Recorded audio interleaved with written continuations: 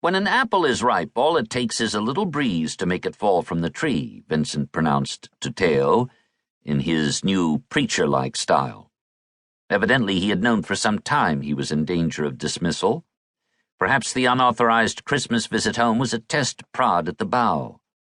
But the apple proved far from ripe.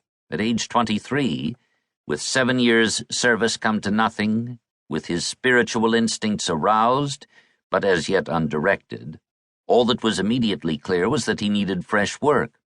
The next 13 months were ragged and confused. At first, since Vincent was used to England and to an older brother role, whether with Theo or with Gladwell, he applied for teaching assistant posts across the Channel. He picked up work at a boys' boarding school in Ramsgate, on the farthest eastern end of the South Coast. This proved to be a small and shoddy establishment run by a capricious skinflint who was lousy at paying his staff, and who removed the whole operation to Isleworth, just west of London, 2 months later. In Isleworth, Vincent managed to transfer, come July 1876, to an alternative school headed by the Reverend Thomas Slade Jones, who was little better at paying, but who at least warmed to his religious earnestness. But on his Christmas visit home that year, Doris and Anna attempted to take over the reins. Worried by the ill-focused zeal Vincent's letters displayed, he had been talking of becoming a missionary in South America, they steered him to a post as a clerk in a Dordrecht bookshop. He remained in this unlooked-for role for no more than 5 months, before his religious promptings took on a more decisive form. The reeling and staggering of this period was of a young man punched in the chest, to be expelled from an employment that was almost his birthright for faults of character that themselves seemed inborn. How was he to make sense of that?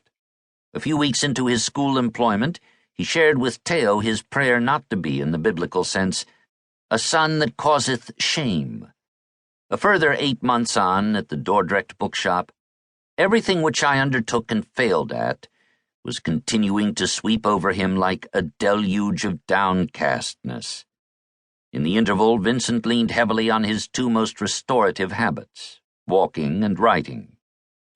When the boys' boarding school decamped from Ramsgate in June, for instance, he did the 70 miles to London in 2 days on foot, crashing by a country pond till 3:30 a.m., when the birds began to sing upon seeing the morning twilight, and I continued on my way. It was good to walk then. Equally, he had started this sojourn in England with a literary exercise posted to his parents, rhetorically juxtaposing the voyage's golden sunset and glistening dawn with the modest truth of his feelings. And yet I prefer that grey hour when we parted. Several verbal sketches of England followed, far more accomplished than the occasional stiff line drawings of buildings that sometimes accompanied them.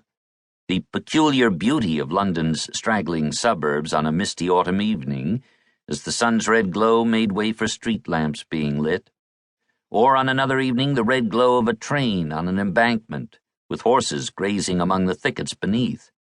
In such passages of the letters, a distinctive Van Gogh terrain began to emerge, a zone that was neither virgin nature nor yet quite brought to order.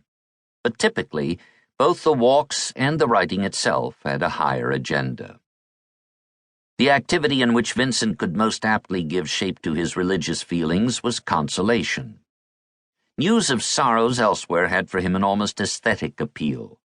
Theo, struck down by fever or thwarted in love, prompted Vincent to fill sheet after sheet with profusions of prayer and homily.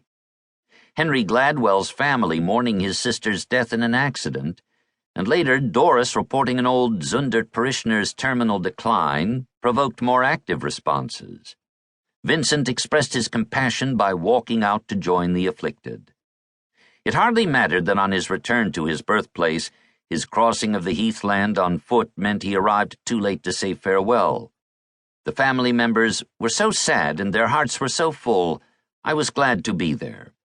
The Gladwells, likewise, did me good by presenting a house of mourning.